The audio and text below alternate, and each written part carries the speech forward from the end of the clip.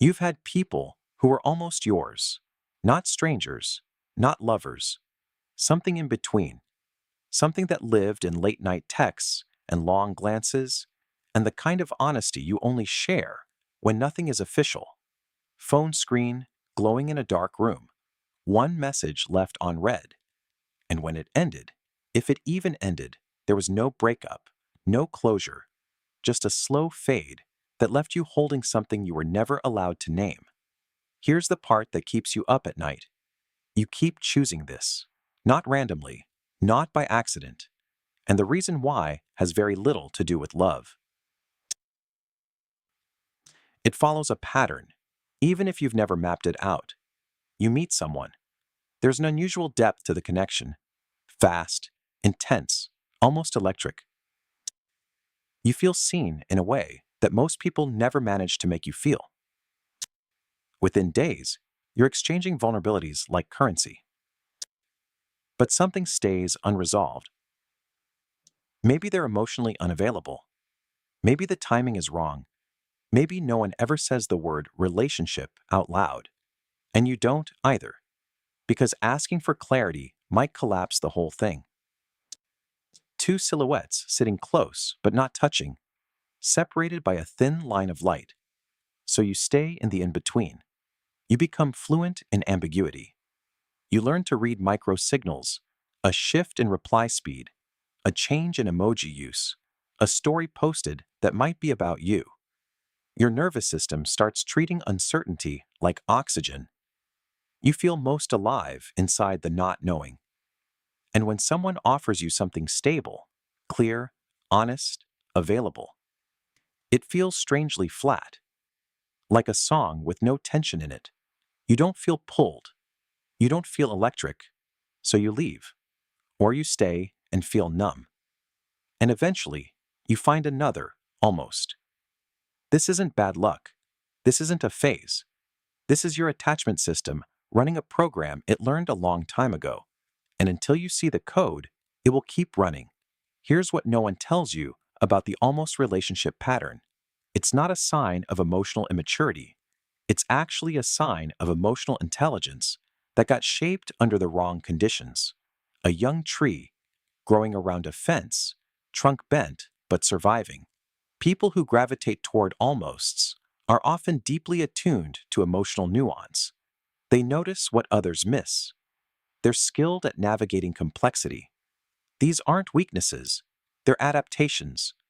Somewhere early, usually in childhood, you learned that love doesn't come in clean, reliable forms. Maybe a parent was warm one moment and withdrawn the next. Maybe affection was present but inconsistent, given in bursts that you couldn't predict or control. So your brain did what brains do. It adapted. It learned that love is something you earn through vigilance, not something you rest in. It learned that wanting is safer than having, because having means there's something to lose. The almost relationship is not your dysfunction. It's your brain recreating the emotional climate it was trained in. And it does this not to hurt you, but because familiarity, to the nervous system, feels like safety, even when it's anything but. To understand why this pattern has such a grip on you, you need to understand two systems operating beneath the surface. The first is your attachment system. Psychologist John Bowlby described attachment as a biological mechanism designed to keep you close to caregivers for survival. When that early bond is inconsistent, what attachment researchers call anxious or disorganized attachment, the brain wires connection to uncertainty. Closeness becomes linked not with peace, but with pursuit. Abstract brain animation, two regions lighting up in alternating rhythm. The second system is dopamine. Neuroscience research, particularly the work of Wolfram Schultz, shows that dopamine doesn't spike when you get a reward. It spikes when the reward is unpredictable. This is called the reward prediction error. Your brain releases the most dopamine not when love is given, But when love is uncertain, this is why the almost feels more intoxicating than the real thing. Not because it's better, but because it's variable. Here's the mental model. Think of your emotional system like a slot machine. A stable relationship is like a vending machine. You put in effort, you get a consistent result. It's satisfying, but not thrilling. An almost relationship is the slot machine. Sometimes you win, sometimes nothing, sometimes a jackpot of intimacy at 2 a.m. that makes all the silence worth it. Slow animation of a glowing slot machine in a dim room, spinning endlessly. Your brain isn't choosing the almost because it's fulfilling. It's choosing it because intermittent reinforcement, the most powerful conditioning pattern in behavioral psychology, has trained it to crave the inconsistency itself. You're not addicted to the person. You're addicted to the gap between wanting and receiving. And that gap, it was carved long before this relationship ever started. Breaking this pattern doesn't start with choosing better people. It starts with rewiring what your nervous system interprets as love. Step 1. Name the arousal. Don't obey it. When you feel that electric pull towards someone, that instant depth, that intoxicating chemistry, pause. That feeling is not evidence of compatibility. It's often your attachment system recognizing a familiar emotional pattern. Psychologist Stan Tatkin calls this recognition without cognition. Your body responds before your mind can assess. So the practice is simple.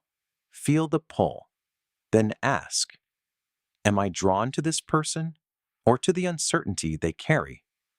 Person standing at a crossroads, one path lit with flickering light, the other with steady, soft glow. Real example. You match with someone. They're warm, clear, consistent in their replies. You feel nothing. Then someone else replies sporadically, says something cryptic, disappears for a day. Your chest tightens. That tightening is not passion, it's activation. Learn to tell the difference. Step 2. Practice staying when it's calm. Your nervous system has been trained to equate peace with boredom. This is a wiring issue, not a truth. The therapeutic concept of window of tolerance, developed by Dan Siegel, explains that people with inconsistent early bonds have a narrow bandwidth for emotional stability. Anything too calm feels flat. Anything too chaotic feels alive. The work is to slowly stretch that window. Stay in the calm a little longer than feels natural. Let the flatness exist without interpreting it as a sign that something is missing.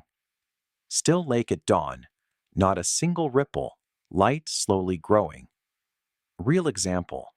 You're dating someone kind. It's going well. Nothing dramatic. Your mind whispers, this isn't exciting enough. Instead of leaving, you stay one more week, then another. You're not forcing love.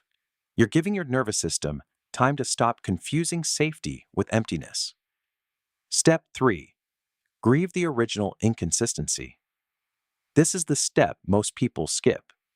The almost relationship pattern often carries unprocessed grief from the first bond that was almost, the parent who was almost emotionally present, the home that was almost stable.